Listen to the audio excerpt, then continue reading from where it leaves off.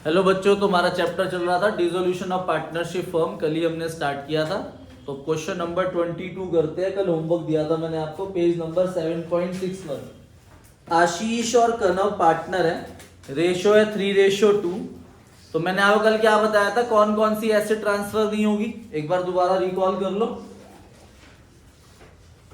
तो मैंने कल आपको बताया था कि सारी एसेट ट्रांसफर होगी, पर इन्हें छोड़ के bank, cash, profit and loss का debit balance, advertisement, suspense, deferred revenue, expenditure, capital, current या पार्टनर का लोन। लाइबिलिटी कौन कौन सी नहीं जाएगी, कैपिटल, करंट, पार्टनर का loan, general reserve, contingency reserve, profit and loss और क्रेडिट बैलेंस और वर्कमैन कंपनसेशन रिजर्व। आज हम वर्कमैन कंपनसेशन रिजर्व का कंसेप्ट भी सीखेंगे कि ये कब कब ट्रांसफर होगा। ठीक है भाई। तो अब क्वेश्चन नंबर 22 के अंदर एसेट साइड में हमारे पास बैंक है, ये ट्रांसफर नहीं होगा। ठीक है। स्टॉक ट्रांसफर हो जाएगा 24,000, तो to stock 24,000, to debtors 19,000, to furniture 40,000 and to plant 2,10,000। Investment आ जाएगी 32,000। तो ये हमने सारी एसेट ट्रांसफर कर दी, नोट कर लो साथ साथ। लाइबिलिटीज में ट्रेड क्रेडिटर आ जाएंगे आपके 42,000। एम्प्लॉय प्रोविडेंट फंड भी लाइबिलिटी होता है 60,000, ये भी ट्रांसफर हो जाएगा। मिसेस आशीष लोन, ये भी ट्रांसफर होगा 9,000 रुपए। इन्वेस्टमेंट फ्लक्चुएशन, कनव लोन है, कनव एक पार्टनर का लोन है, तो वो ट्रांसफर नहीं होगा। वर्कमैन कंपनसेशन फंड, ये भी ट्रांसफर नहीं होगा। इन्वेस्टमेंट फ्लक्चुएशन रिजर्व, वैसे तो रिजर्व है पर ये ट्रांसफर क्यों हो रहा है, क्योंकि ये भी मैंने कल आपको कंसेप्ट पढ़ाया था कि अगर कोई एसेट है उसके कॉरेस्पॉन्डेंस अगर कोई रिजर्व है तो वो ट्रांसफर होगा। तो ये सारी एसेट और लाइबिलिटी हमने ट्रांसफर कर दी। अब पहला पॉइंट कह रहा है कि आशीष टेक ओवर कर रहा है फर्नीचर 38,000 में, तो बाय ए कैपिटल फर्नीचर 38,000 रुपीज आ जाएगा इधर। उसके बाद उसने पे करा मिसिस ए लोन, तो ये जो मिसिस ए लोन है 9,000 रुपीज, ये भी पे कर देगा कौन, ए। तो ए पार्टनर ने टेक ओवर कर लिया। डेटर से रियलाइज्ड हुए 18,500, तो ये पैसे मिल गए। डेटर 19,000 के थे पर पैसे मिले 18,500, तो ये पैसा आ गया। उसके बाद प्लांट से रियलाइज्ड हुए 10% मोर। देखो प्लांट है 2,10,000, तो 2,10,000 का 10% कितना होता है, 21,000। तो मेरे पास टोटल पैसा 231 आया, तो 2,31,000 आएगा यहां पर बाय बैंक प्लांट। उसके बाद कनव कह रहा है कि मैं 40% स्टॉक ले जाऊंगा 20% लेस देन बुक वैल्यू पे। तो हमारे पास जो स्टॉक है 24,000, उसका मैंने जब 40% करा तो वो 9,600 आया। 9,600 पे 20% डिस्काउंट माइनस होगा, तो वो 7,680 पे ले गया स्टॉक। तो 7,680 ये स्टॉक चला गया। और जो रिमेनिंग स्टॉक है वो आपका 10% प्रॉफिट पे बिका। अब 24,000 में से 9,600 तो चला गया, तो बचा कितना, 14,400 को आपने 10% प्रॉफिट पे बेचा। तो 14,400 पे 1,440 ऐड करेंगे तो 15,840 रुपए आए बाकी स्टॉक से। ठीक है भाई। उसके बाद आगे लिखा है ट्रेड क्रेडिटर ने इन्वेस्टमेंट ले ली। ये जो क्रेडिटर है इन्होंने ये इन्वेस्टमेंट टेक ओवर कर ली। तो कल ही मैंने आपको लिखवाया था कि अगर कोई लाइबिलिटी कोई एसेट टेक ओवर करती है तो उसका कोई ट्रीटमेंट नहीं होता। फिर कनव एग्री करा कि वो रिस्पॉन्सिबिलिटी ले रहा है सारे डिसोल्यूशन की और उसे रेम्युनरेशन मिलेगी 12,000। आगे इस लाइन को अंडरलाइन कर लेना, टू बियर ऑल एक्सपेंसेस, मतलब जितना भी खर्चा है वो के ही बियर करेगा। तो आगे जो हमें रियलाइजेशन एक्सपेंस 8,000 दे रखा है उसकी कोई ट्रीटमेंट नहीं होगा, क्योंकि वो 12,000 के अंदर इंक्लूड है।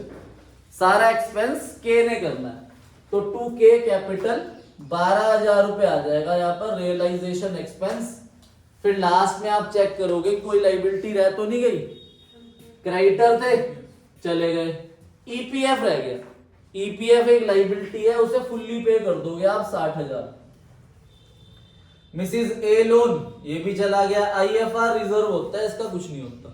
अब एसेट देख लो, स्टॉक वो भी चला गया, डेटर वो भी चला गया, फर्नीचर भी चला गया, प्लांट भी चला गया, और इन्वेस्टमेंट क्रेडिटर ने ले ली। अब इधर का टोटल करोगे और इधर का टोटल करोगे, कितना इधर का टोटल 426,020 426,020 और इधर का टोटल 406 333 सॉरी 000 406,000। तो रियलाइजेशन प्रॉफिट आ जाएगा आपके पास 20,020 रुपीज। ठीक है, यहां पर लिख दोगे टू रियलाइजेशन प्रॉफिट 20,020 रुपीज। और इस 20,020 रुपीज को आप पार्टनर्स में डिस्ट्रीब्यूट कर दोगे 3:2 में। Question number 22। आओ भाई next question, question number 24। Mala, Neela and काला। ठीक है भाई, ध्यान से करते हैं इस क्वेश्चन को।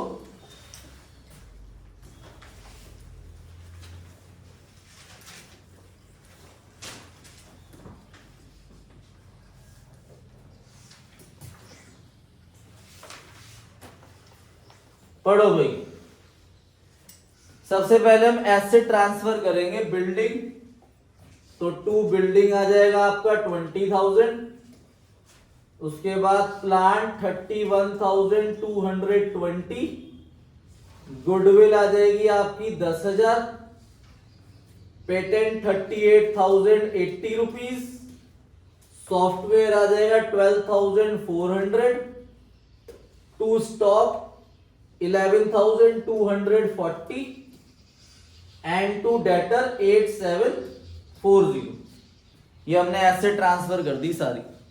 लाइबिलिटी में क्रेडिटर आएगा 11,210 और reserve for depreciation on plant 20,000। Sir ये रिजर्व क्यों आया? मैंने आपको बताया था अगर कोई भी एसेट है तो उसके कॉरेस्पॉन्डेंस कोई भी रिजर्व होगा तो वो ट्रांसफर होगा। ठीक है, तो इधर देखो प्लांट है और प्लांट के नाम का रिजर्व था ये, तो ये इधर आ गया। अब नीचे कह रहे हैं माला जो है बिल्डिंग टेक ओवर कर रही है 31,500 में। तो एक पार्टनर ने एसेट टेक ओवर कर ली 31,500 में, उसने बिल्डिंग टेक ओवर कर ली। और जो नीला है वो कह रहा है कि मैं बिजनेस को आगे चलाऊंगा। वैसे तो फर्म डिसॉल्व हो रहा है, तो वो कह रहा है कि मैं अलग से अपना एक बिजनेस ओपन करूंगा और ये सारी एसेट मेरे को दे दो, मैं उसमें काम चला लूंगा।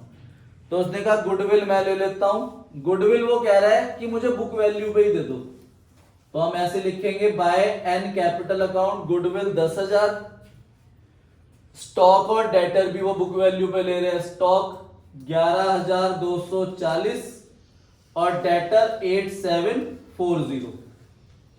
उसके बाद क्वेश्चन कह रहा है कि पेटेंट उसने लिए 30,000 में और प्लांट लिया उसने 5,000 में। अब इनका सम करके आप यहां लिख देना एसेट्स का। ठीक है भाई, और वो कह रहे हैं कि मैं क्रेडिटर भी पे कर दूंगा, तो क्रेडिटर भी एन ने ले लिए 11,210। ठीक है भाई, इनका टोटल करो। करा किसी ने टोटल? 64,980। इधर का टोटल 142,890 आएगा और इधर का टोटल करा 140,090। माइनस करेंगे तो हमारे पास, तेरा आंसर तो आ नहीं रहा,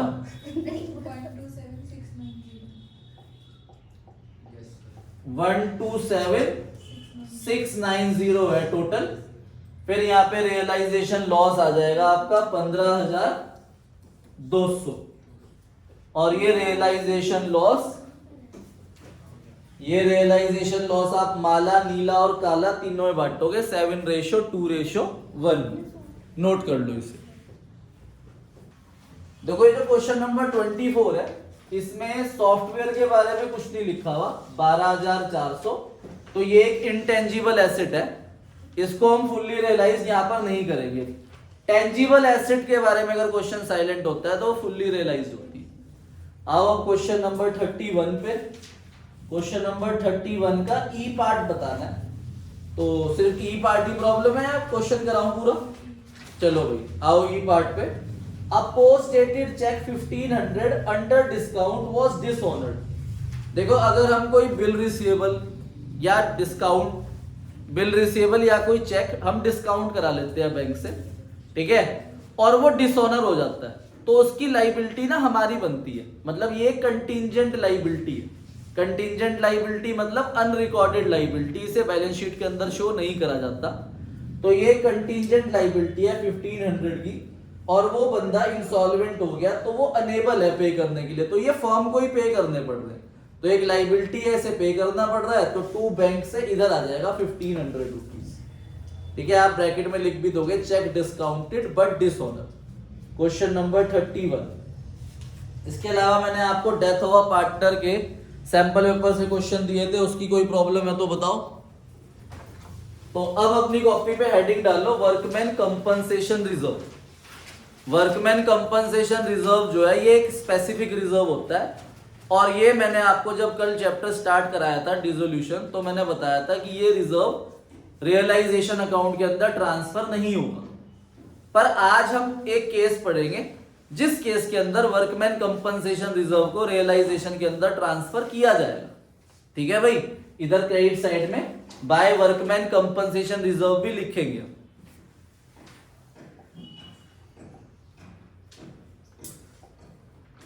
तो वर्कमैन कंपनसेशन रिजर्व आपको बैलेंस शीट दे रखी है। क्वेश्चन के अंदर बैलेंस शीट में लाइबिलिटी साइड में वर्कमैन कंपनसेशन रिजर्व 50,000 गिवन है। केस 1 कह रहा है कि नीचे कोई इंफॉर्मेशन नहीं है, कोई क्लेम नहीं है, मतलब हमें वर्कमैन कंपनसेशन रिजर्व दे रखा है, ठीक है, नीचे कोई क्लेम नहीं है, क्योंकि एक स्पेसिफिक रिजर्व होता है ना, तो वर्कर्स को कंपनसेट करने के लिए बनाया जाता है। तो जिस दिन फर्म डिसॉल्व हो रही उस दिन कोई क्लेम नहीं हुआ, तो जब कोई क्लेम नहीं हुआ तो इसे डिस्ट्रीब्यूट कर दिया जाएगा पार्टनर्स के बीच में उनकी प्रॉफिट शेयरिंग रेशियो में। सिंपल, रियलाइजेशन में नहीं आएगा। पर अगर क्लेम आ जाए, जैसे रिजर्व कितना है 50,000 और क्लेम आ गया आपका 30,000 रुपीज, तो जितना क्लेम है उतना ही रिजर्व रियलाइजेशन में ट्रांसफर होगा। तो हम रियलाइजेशन अकाउंट में by workman compensation reserve 30,000 transfer करेंगे और फिर क्लेम इधर टू बैंक से पे कर देंगे। ठीक है, लाइबिलिटी को टू डेबिट साइड में ही तो पे करा जाता है, तो डेबिट साइड में हम उसे टू बैंक से पे कर देंगे।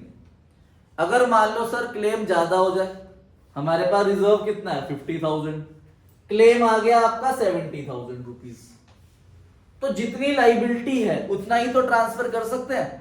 तो वर्कमैन कंपनसेशन रिजर्व ट्रांसफर होगा सिर्फ 50,000, पर जब पे करेंगे टू बैंक से तो 70,000 पे करेंगे, तो अपने आप ही वो लॉस आ जाएगा 20,000 पे नीचे प्लस माइनस करके। इसे नोट करो, फिर क्वेश्चन करेंगे हम अपनी बुक से।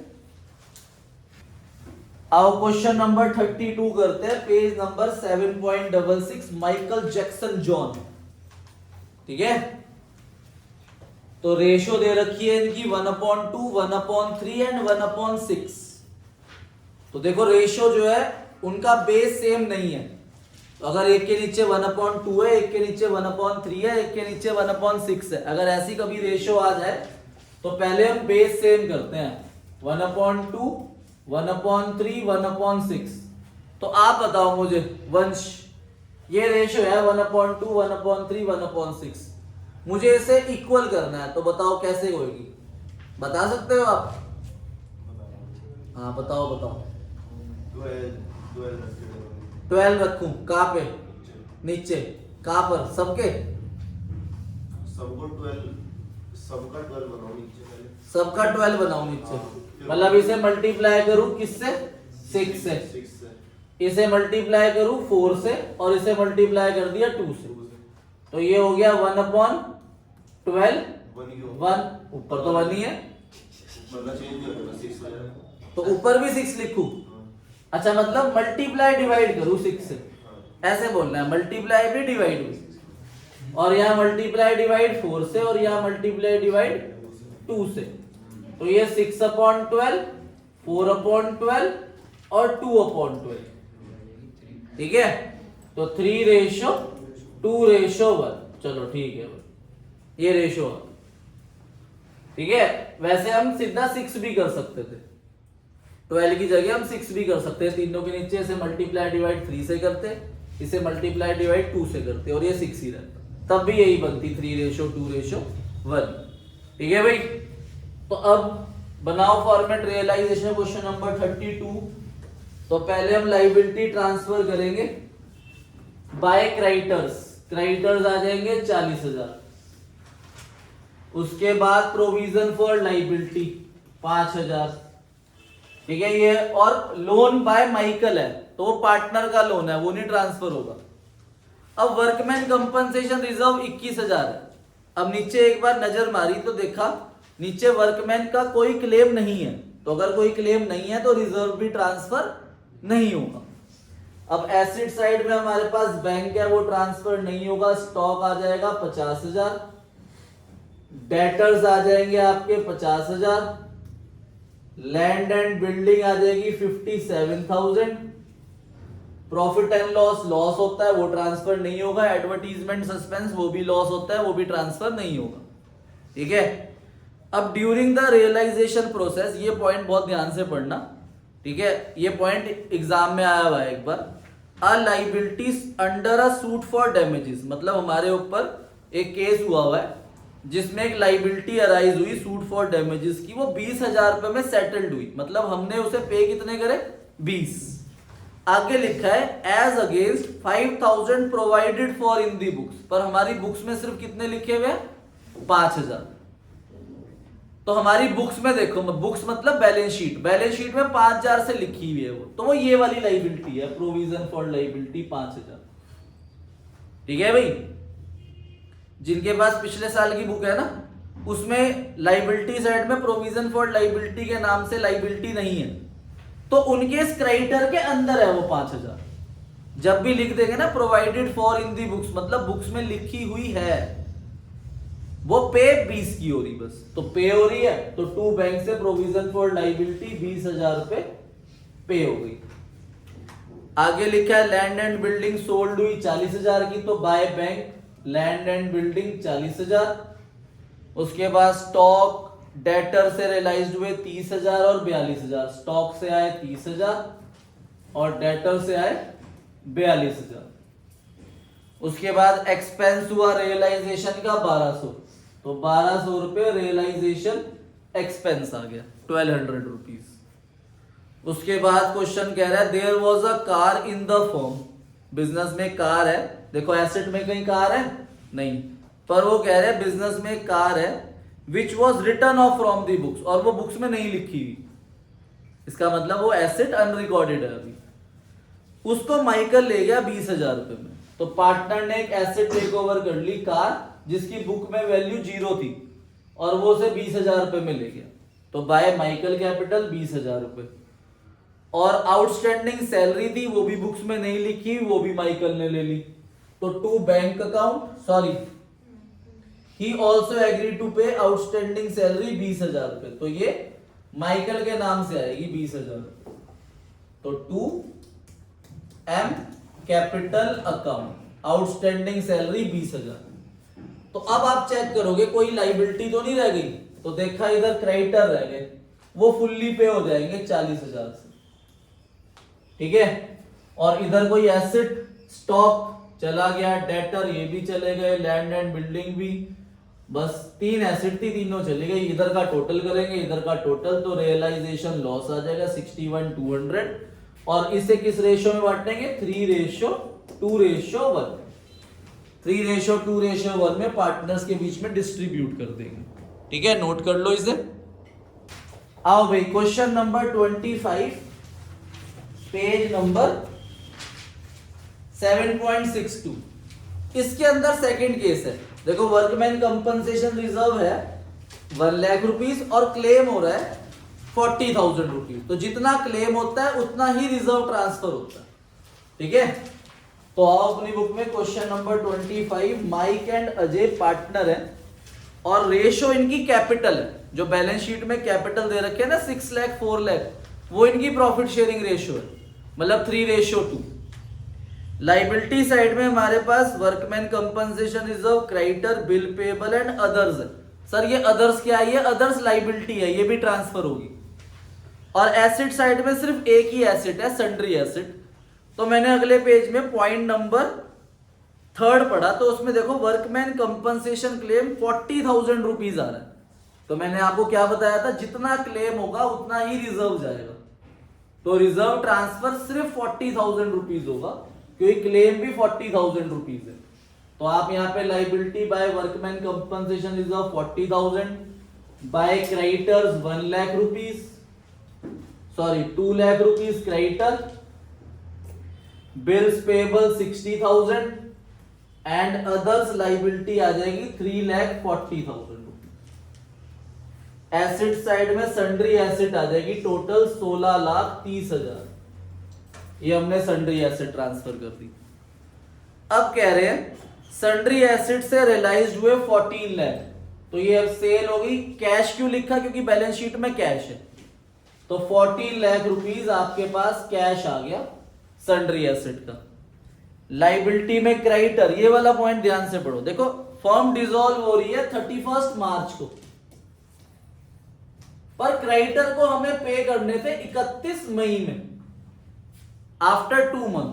तो जब फर्म आज ही डिसॉल्व होगी तो पैसे भी आज ही देने पड़ेंगे, तो हम उन्हें प्री पेमेंट कर रहे हैं। तो जब प्री पेमेंट कर रहे हैं तो हम उनसे डिस्काउंट मांग रहे हैं। तो उन्होंने हमें 3% का डिस्काउंट दिया 2 मंथ का। टोटल क्रेडिटर कितने हैं? 2 लाख। तो 2 लाख का 3% 2/12 1,000 रुपीज का डिस्काउंट मिल रहा है। देने कितने थे? 2 लाख। 1,000 का क्या मिल गया? तो हमने 1,99,000 रुपीज पे करे यहां पर टू क्रेडिटर, 1,99,000 रुपीज 2 मंथ का निकालें, क्योंकि 3% पर एनम है। ठीक है, 2 लाख का 3% 6,000 इंटू 2/12 1,000 रुपीज। फिर आगे लिखा है बिल पेबल को भी हमने रिबेट मिल गया एक 1,000 रुपीज का। तो बिल पेबल 60,000, 1,000 का रिबेट मिल गया, तो 59,000 रुपीज पे कर दिया हमने। क्लेम अराइज हो गया 40,000 का, तो टू कैश अकाउंट से क्लेम पे हो गया हमारा 40,000। वर्कमैन रिजर्व भी उतना ही ट्रांसफर हुआ, क्लेम भी उतना हुआ। एक्सपेंस हुए डिसोल्यूशन के 30,000 रुपीज, तो वो डिसोल्यूशन एक्सपेंस पे हो गया हमारा 30,000। फिर आप चेक करो कोई लाइबिलिटी रह तो नहीं गई, तो एक लाइबिलिटी रह रही है हमारे पास अदर्स, इन्हें 3,40,000 रुपीज टोटल पे कर दोगे, पूरा का पूरा फुल्ली। फिर इधर का टोटल करो, माइनस करो, रियलाइजेशन लॉस आ जाएगा 2,58,000, और इसे आप डिवाइड कर दोगे इनकी कैपिटल की रेशियो में 6:4, मतलब 3:2 में। तो अब मैंने आपको डेथ ऑफ पार्टनर का होमवर्क दिया था, page number 132, question number 20। XYZ तीनों इक्वल पार्टनर है, ठीक है। 31 मार्च को ईयर एंड हो रहा है। X की डेथ 31 जुलाई को हुई, अप्रैल मई जून जुलाई 4 मंथ बाद उसकी डेथ हुई, ठीक है। His share of profit on the date of death जो है वो कैलकुलेट करना है सेल के बेस पे। तो मैंने आपको बताया था जब भी सेल के बेस पे प्रॉफिट कैलकुलेट करना होगा तो वो हमें प्रीवियस ईयर की सेल देंगे। तो उन्होंने हमें सेल दी 1 अप्रैल से 31 मार्च 23 की 2 लाख रुपए, और पिछले साल का ही प्रॉफिट दिया उन्होंने 50,000 रुपए। तो हमने पहले परसेंटेज ऑफ प्रॉफिट निकाला, profit upon sale into 100, 25% profit earn कराया हमने पिछले साल सेल का। अब उन्होंने हमें 4 मंथ की सेल दे रखी है, 1 अप्रैल से 31 जुलाई तक की जो सेल दी वो सेल है 75,000। ये जो सेल है ये सेल 1 अप्रैल 23 से 31 जुलाई 23 की सेल है। इस सेल का 25% प्रॉफिट कमा रहे हैं, 1/3 कर देंगे उसे, तो कितना आएगा प्रॉफिट? 6250 आएगा। और अगर आपको याद हो तो मैंने आपको बताया था अगर हमारी रेशियो चेंज नहीं हो रही डेथ ऑफ अ पार्टनर में, अगर रेशियो चेंज नहीं हो रही, अगर मान लो न्यू रेशियो 1:1 ही होती है, तो एंट्री होगी profit and loss suspense account to deceased partner. पर अगर रेशियो चेंज हो रही है, जैसे ओल्ड रेशियो 1:1 है, पर न्यू रेशियो 7:8 है। तो अब आपको गेनिंग रेशियो निकालनी पड़ेगी। क्या होता है गेनिंग रेशियो का formula? New minus old, y और z की 7/15, 8/15 माइनस 1/3, 1/3। तो कितना आया? 2/15, 3/15। तो 2:3 आपकी गेनिंग रेशियो है, और वो 6250 को आप 2:3 में डिवाइड करोगे तो जर्नल एंट्री होगी y capital account debit, z capital account debit to x capital. ठीक है, कितना कितना अमाउंट आएगा y के आगे बताओ? नहीं करा तो डिवाइड कर देना 6750 को 2:3। ठीक है, अगली प्रॉब्लम बताओ। तो होमवर्क लिखो, देखो सैंपल पेपर का आपका डेथ ऑफ अ पार्टनर का ही होमवर्क है, पेज 137 पे है 1 और 2 क्वेश्चन, फिर अगले पेज पे आके जाके है 1 से लेके 6 तक क्वेश्चन। ये एमसीक्यूज है बस। ठीक है, 137 पेज। ठीक है, 137 पे ना केस बेस्ड क्वेश्चन है, दो क्वेश्चन नंबर 1 और 2। उसके बाद पेज नंबर 138 पे 6 एमसीक्यूज है, वो है। उसके अलावा आपका जो बुक से होमवर्क है वो लिख लो आप। ठीक है, बुक से आपका होमवर्क है क्वेश्चन नंबर 37, 34, 33, 30 और इलस्ट्रेशन 19 है, 20 है और एक और थी, एक यार क्या होगी शायद, हाँ, इलस्ट्रेशन नंबर 19, इलस्ट्रेशन 20 और 21। ये 3 इलस्ट्रेशन है आपकी होमवर्क। ये डिसोल्यूशन की है। ठीक है, ये होमवर्क डिसोल्यूशन का है। Okay, bye bye, thank you.